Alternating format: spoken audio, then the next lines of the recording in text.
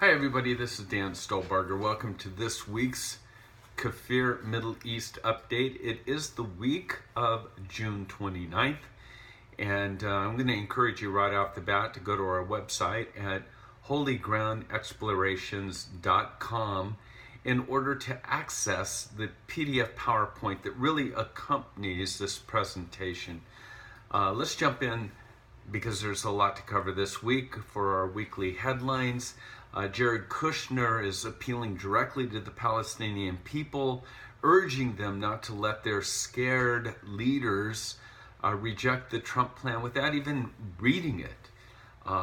They've not yet seen it, and yet they've rejected it, and so it's a step that Kushner is making to go over the heads of the leadership.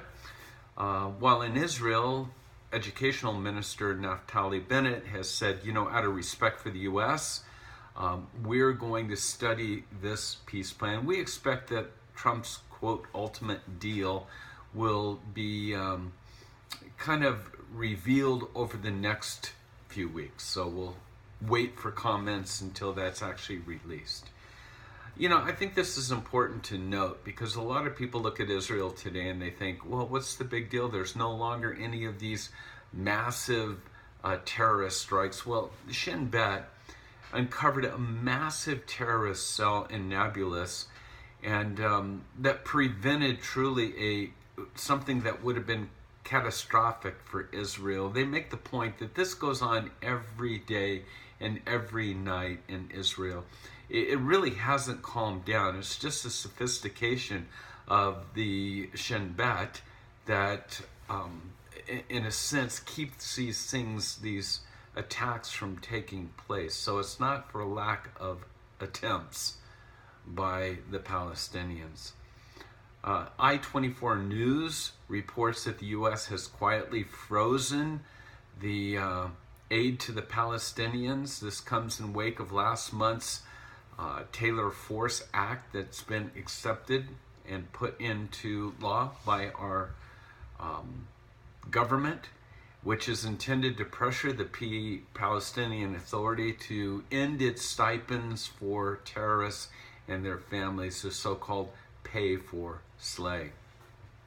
And then finally, just noteworthy that the Polish lawmakers passed changes this week to the controversial Holocaust speech law on Wednesday, removing the criminal provisions that were attached to it for anyone that would be attributing the Nazi war crimes to Poland. Couple of the major articles this week that we're going to cover: war brewing. According to an assessment by Israel, Hamas has really got their backs against the wall in Gaza, and so what's to happen? And the thought is that Hamas will not go down without a fight, and that they will launch another Gaza war in attempt to get the world's sympathy, and then again a reboot of the situation that's just been going on for the last, I'd say 7, 8, 9, 10 years. For those of you that have been to Israel with us, and we're up on top of the Golan, and we kind of overlook and we point out the city of Quneitra, the old Quneitra, the new Quneitra, and then when we pan to the right, we show the UN base that was abandoned because, as you can see in the picture, the the United Nations is now, their observation center is now on the top of Bental in Israel, but it was abandoned and it's sort of in no man's land. But just this last week, forces that are loyal to the regime of Bashar Assad, the Syrian strongman, they took control of that abandoned UN post. And the reality of this situation is that the IDF is making the statement that it's aware of what's taken place, and suggested that Israel might act to remove the forces by this week. And so once again, Israel inside of Syria, protecting the borders of the Golan. There were more Gaza attacks this week, rocket attacks in the Sderot area. No big news there, except, of course, if you're living in that area and you're sick and tired of the tens of thousands of rockets that are sent out on a weekly basis now into your own backyards where your children go to school, etc. This, again, is what we alluded to when we said that Hamas's back really is against the wall, and it appears that they want to escalate something of a war, another one of the wars of Gaza, in order, as I said, to gain the world's sympathy. Young evangelicals, you're going to hear more from me about this. As comforting as it might be to look at the fact that really the moving of the embassy to Jerusalem and all of that is kind of the momentum that's created by evangelicals that, in a sense, facilitated Trump making that move. But Israel's not so much concerned, obviously, of the support for Israel from my generation, and most of yours probably out there.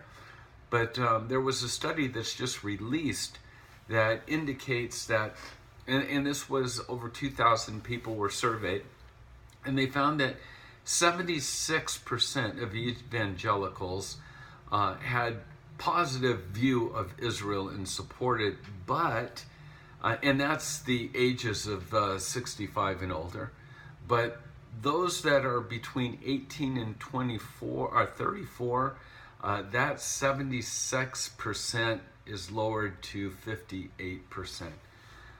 In addition, a whooping 41% of younger evangelicals say that they have no strong views whatsoever regarding Israel. This is a major concern to Israel today. It's one of the reasons that our ministry, Holy Ground, is looking for ways to bring this younger generation to Israel, that they might experience the land on their own and see with their own eyes and hear with their own ears the things that are transpiring and taking place, and not just be subjected to a media that's totally biased. And so one of the issues, of course, is finances.